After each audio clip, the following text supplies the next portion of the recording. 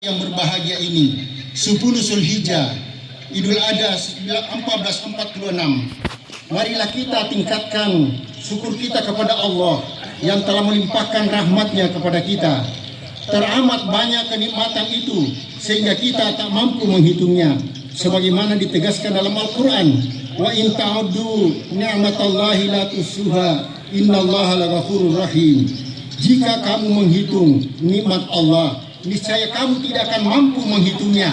Sesungguhnya Allah Maha Pengampun lagi Maha Penyayang. An-Nahl 18. Salah satu wujud rasa syukur itu adalah dengan menggunakan anugerah Allah ini sebagai bekal untuk beramal soleh dan memperbanyak ibadah kita, sehingga semakin banyak kenikmatan yang kita terima hendaknya menjadikan kita semakin taat kepada Allah. Cara bersyukur yang seperti ini insya Allah akan mengantarkan kita menjadi pribadi yang lebih bertakwa. Firman Allah, inna akramakum indallahi atqakum, di dalam surah Al-Hujurat ayat 13. Sesungguhnya yang paling mulia di sisi Allah di antara kamu adalah yang paling baik takwanya. Sholat Id di lapangan ini yang dilanjutkan dengan menyembelih kurban adalah wujud kepatuhan para hamba Allah yang pandai bersyukur lagi bertakwa. Allahu Akbar, Allahu Akbar, la ilaha illallah, wallahu akbar, Allahu Akbar walillahil hamd. Rasulullah Muhammad sallallahu alaihi wasallam, junjungan umat Islam yang kita cintai, yang senantiasa ditautkan salawat dan salamnya untuknya, telah memberikan teladan utama untuk kita tiru, kita terapkan sehingga menjadi manusia yang dipantaskan selamat dunia dan akhirat, sebagaimana ditegaskan dalam surah Al-Ahzab ayat 21. Laqad kana lakum fi rasulillahi uswatun hasanah man kana yarjullah wal yaumil akhir wa dzakarallahu katsira. Sesungguhnya telah ada pada diri Rasulullah itu suri teladan yang baik bagimu, yaitu bagi orang yang mengharap rahmat Allah dan kedatangan hari kiamat, dan dia banyak menyebut Allah. Hadirin hadirat jamaah sholat Id rahimakumullah. Perayaan Idul Adha yang dari tahun ke tahun terbukti mencerahkan ruhiyah dan badania, yaitu baik secara mental spiritual maupun secara fisik material. Umat muslim yang berkurban mengamalkan syariatnya, namun penerima manfaatnya adalah lintas sosial masyarakat, bahkan bagi lintas agama sekalipun. Sunnah atau anjuran melantunkan takbir muqayyad yang kita kumandangkan, yaitu takbir khusus di hari raya, sholat 2 rakaat, khutbah Id yang serentak di mana-mana, sehingga bahkan menyembelih kurban dan mendistribusikan dagingnya, mengingatkan kita pada sosok Nabiullah Ibrahim dan putranya Ismail alaihi wassalam. Pesan murahnya di sini adalah Nabi Ibrahim bergelar Khalilullah, kekasih Allah, karena telah membuktikan keimanan yang kokoh, kesabaran, kejujuran, serta keteladanan yang kalau dirangkum dalam satu kalimat adalah ketakwaan yang sangat tinggi dari seorang hamba Allah. Allah pun memberikan penghargaan kepada Nabi Ibrahim di dalam surah Al-Mumtahanah ayat 6. Laqad kana lakum fihim uswatun hasanah liman kana yarjullaha wal yawmal akhir wa man yatawalla fa innallaha wal ghaniyyul hamid. Sesungguhnya pada mereka itu, Ibrahim dan keluarganya, ada teladan yang baik bagimu, yaitu bagi orang-orang yang mengharap pahala Allah dan keselamatan pada hari kemudian. Dan barang siapa yang berpaling, maka sesungguhnya Allah dialah yang maha kaya lagi maha terpuji. Allahu Akbar, Allahu Akbar walillahil hamd. Nabi Ibrahim meyakini bahwa apapun yang diperintahkan Allah sebagai suatu kebajikan yang wajib ditunaikan tanpa ada penolakan. Maka ketika ada perintah untuk meninggalkan istri dan anaknya yang masih bayi di lembah Tandus yang sepi, beliau melaksanakan dengan penuh ketaatan yang akhirnya berujung kebaikan yang besar. Keluarlah mata air Sam-Sam sebagai daya tarik bagi manusia lain untuk ikut menetap bermukim Maka jadilah sekarang sebuah kota yang terkenal, yaitu Makkah Al-Mukarramah, yang dikunjungi jutaan kaum muslimin yang bersiaran ke sana. Seperti halnya ketika Nabi Ibrahim diperintah mengorbankan putranya Ismail, beliau pun dengan penuh keyakinan tetap melaksanakannya. Walaupun pada akhirnya Allah mengganti kurban dengan kibas yang besar, tetapi beliau sudah tercatat dalam sejarah sebagai nabi yang amat kokoh imannya kepada Allah yang segenap jiwa raganya. Demi menghormati dan mencontoh ketaatan Nabi Ibrahim, kita diperintahkan agar melaksanakan kurban dengan hewan ternak yang besar yang sehat. Kurban sebagai bukti ketulusan hamba Allah dan rasa syukur atas segala nikmat karunia-Nya. Inna a'tainakal kautsar fasholli li rabbika wanhar. Sesungguhnya kami telah memberi kamu nikmat yang banyak, maka laksanakanlah salat karena Tuhanmu dan berkurbanlah.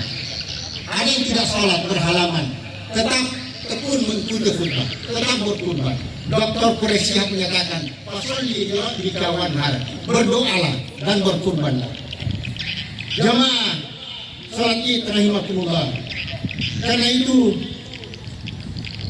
kita ingin menjadikan ibadah ini tertib syariah dan juga tertib di dalam pelaksanaannya dalam hubungan kemasyarakatan. Karena itu kita ingin agar jamaah bisa mengambil hikmah dari syariat ibadah ini, ibadah Idul Adha yang kita laksanakan pada hari ini. Allahu Akbar, Allahu Akbar, la ilaha illallah, wallahu akbar, Allahu Akbar walillahil hamd. Karena di dalam keadaan dan situasi sosial sekarang, di mana masih terdapat banyak orang yang kesulitan memenuhi kebutuhan sehari-hari, maka seyogianya kita terpanggil membantu dengan harta yang kita cintai, sebahagian kecil saja atau sebahagian besar, untuk meringankan beban hidup mereka. Jangan sampai ada yang lelap tidur kekenyangan, sementara ada yang tidak bisa tidur karena kelaparan. Dan itu Rasulullah mengingatkan, laisal mu'minul ladzi yasba'u wa jarahu ja'iun. Tidak beriman, kata Nabi, seseorang jika dirinya kenyang sedangkan tetangganya kelaparan. Namun terkadang kecintaan yang berlebih terhadap harta, hubud dunia, menjadi cobaan berat bagi dirinya dan menjadi penghalang bagi ketaatan kepada Allah Subhanahu wa taala. Allah tegaskan dalam Al-Qur'an surah At-Taghabun ayat 15. Kita diingatkan, innama amwalakum wa auladakum fitnah wallahu indahu ajrun azim. Sesungguhnya hartamu dan anak-anakmu adalah cobaan bagimu, dan di sisi Allah ada pahala yang besar. Keengganan berinfak dan bersedekah adalah karakter manusia yang kikir, karena mereka sangat mencintai harta benda yang ada padanya. Padahal janji Allah banyak menekankan keutamaan bersedekah, bahkan disamakan dengan memberi pinjaman kepada Allah yang akan dibayar dengan berlipat ganda di dunia dan di akhirat. Kita hafal bersama firman Allah dalam surah Al-Hamzah, wailun likulli humazah alladzi jama'a malahu wa addada yahsabu anna malahu akhlada. Celakalah orang-orang yang mengumpulkan harta, yang mengumpat dan mencela, yang selalu mengumpulkan harta dan menghitung-hitungnya. Orang-orang Ansar yang telah menempati kota Madinah dan telah beriman sebelum kedatangan orang-orang Muhajir, mereka mencintai orang yang berhijrah ke tempat mereka, dan mereka tidak menaruh keinginan dalam hati mereka terhadap apa yang diberikan kepada mereka kaum Muhajirin.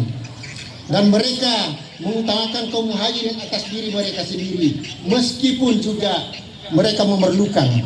Dan siapa yang dijaga dirinya dari kekikiran, maka mereka itulah orang-orang yang beruntung. Pesan yang kuat dari ayat ini menggambarkan kepada kita betapa jalinan ukhuwah sahabat Nabi itu. Mereka saling mengasihi, saling menolong, laksana satu bangunan yang kokoh, walaupun dari unsur material yang berbeda-beda. Mereka memberi tumpangan rumah bagi yang belum punya, agar bisa nyaman di tempat yang baru. Bahkan mereka mencukupi makanan dan pakaian bagi yang belum berpenghasilan. Saat muhajirin ini melakukan pengenalan pasar, mencari lahan bercocok tanam, dan mencari ladang untuk beternak, Allah Subhanahu wa Ta'ala membalas, mengapresiasi karena akhlak terpuji itu. Mereka para dermawan jauh dari sifat kikir, dan karena sifat pemurah itu adalah karakter para nabi, karakter orang saleh, sehingga diberkahi hidup dan diberkahi harta bendanya sepanjang masa. Allahu Akbar, Allahu Akbar, la ilaha illallah, Allahu Akbar, walillahil hamd. Hadirin hadirat jamaah salat Id rahimakumullah, sangatlah menarik untuk belajar dari sejarah, karena sosok figur Nabi Ibrahim dan Nabi Ismail alaihi wassalam ditampilkan masing-masing mewakili generasinya, namun tetap dalam satu bingkai sebagai hamba Allah, panutan umat yang mewariskan nilai-nilai kehidupan. Nilai pertama adalah akidah tauhid yang mencerahkan. Kepatuhan kepada perintah Allah sudah teruji dan terbukti bahwa perintah Allah adalah di atas segala-galanya. Kecintaan kepada Allah melebihi cinta Ibrahim kepada anak laki-laki yang disayanginya. Bahkan oleh Ismail alaihissalam, raga dan jiwanya yang muda, yang energik, tidak menggoyahkan akidah dan istiqomahnya kepada ajaran tauhid. Tidak ada ilah selain Allah. Nilai yang kedua adalah rela berkorban. Kesediaan berkorban adalah prasyarat di dalam perjuangan, dan perjuangan melahirkan kemenangan, serta tentu saja kemenangan dan kesuksesan akhirnya mewujudkan kemaslahatan bagi umat manusia. Nilai yang ketiga adalah amal soleh, nilai praktis yang dilandasi iman dan ilmu. Nabi kita Muhammad SAW menjalani fase perjuangan, melanjutkan jihad tauhid dari Ibrahim dan Ismail alaihissalam. Bahkan kita nikmati hasilnya sampai hari ini. Figur-figur sahabat antara lain Abdullah bin Abi Quhafa yang kita kenal dengan Abu Bakar As-Siddiq adalah contoh figur yang teguh dan gigih di dalam menyokong dakwah Islam, walaupun dia sibuk di dalam urusan perdagangannya, sehingga dicatat dalam sejarah ada sabiqun awwalun, 10 orang yang pertama masuk Islam dijamin masuk surga. 6 orang diantaranya adalah hasil dakwah dari Abu Bakar As-Siddiq. 7 dengan dia, berarti sisanya 6 melalui jalur lain. Allahu Akbar, Allahu Akbar, walillahil hamd.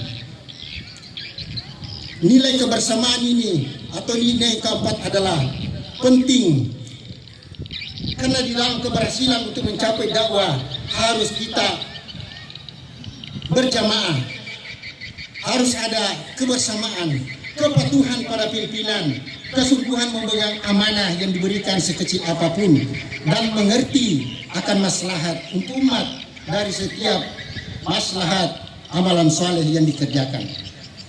Hadirin jamaah salat Id yang saya muliakan, pada bagian akhir khutbah ini khatib ingin menekankan pada 3 pelajaran pokok. Yang pertama adalah mari kita camkan peringatan Allah Subhanahu wa Ta'ala di dalam Al-Quran surah Ar-Ra'd ayat 11. Innallaha la yughayyiru ma biqaumin hatta yughayyiru ma bi anfusihim. Sesungguhnya Allah tidak akan mengubah keadaan suatu kaum sehingga mereka mengubah keadaan yang ada pada diri mereka itu. Untuk memahami dengan seksama makna ayat ini dapat dipandang dari 2 sisi tinjauan. Sisi yang pertama adalah bahwa kaum yang berusaha, berikhtiar, belajar keras, bekerja cerdas untuk merubah keadaannya, maka qadarullah akan menjadi lebih baik. Dan dengan dukungan sistem yang baik, maka masyarakat umat ini akan lebih maju. Sedangkan sisi yang kedua, kaum muslimin atau umat yang membiarkan dirinya merasa sudah cukup dengan beragama saja, tapi tidak meningkatkan pengetahuan keislaman mereka, bahkan perilaku dan kebiasaannya mengikuti hawa nafsu, maka iman Islamnya akan tergerus, mudah terkena virus kesombongan, riya, sum'ah, dan penyakit-penyakit ruhani lainnya. Apalagi kalau sistemnya rapuh, tidak terorganisir, maka al-fasad, kerusakan itulah yang akan merajalela. Na'udzubillah min awaqibihi. Allahu akbar, Allahu akbar walillahil hamd. Kata-kata hikmah dari sahabat Ali radhiyallahu anhu. Al-haqqu bila nizamin yaghlibuhul batilu bin nizam. Sungguh bijak dan relevan dipedomani hikmah ini dalam menghadapi era yang sangat kompleks, bahkan kita yakin berada di akhir zaman. Pelajaran pokok yang ketiga, mari ikuti panduan bermasyarakat, bermuamalah sesuai tuntunan Rasulullah Sallallahu Alaihi Wasallam dalam hadis dari Imam At-Tirmizi radhiyallahu anhu. Beliau bersabda, sebaik-baik saudara di sisi Allah adalah orang yang paling baik di antara mereka terhadap saudaranya. Dan sebaik-baik tetangga di sisi Allah adalah orang yang paling baik di antara mereka terhadap tetangganya. Selain tetangga di pemukiman, kita bertetangga di kebun, bertetangga di jual beli. Boleh juga dimaknai menjaga kerukunan tetangga kampung atau tetangga berbangsa dan bernegara. Allahu akbar walillahil hamd. Kita saling menjaga, saling memaafkan, utamanya kami yang banyak hilaf dan salah. Pada detik-detik berharga ini, marilah kita bersama tenangkan hati dan jiwa kita, tundukkan pandangan, tengadahkan tangan, bukti kesungguhan bermunajat dan berdoa kepada Allah yang Maha Rahman dan Rahim. Allahumma salli wa sallim ala sayyidina Muhammad kama sallaita ala Ibrahim wa ala ali Ibrahim innaka Hamidum Majid.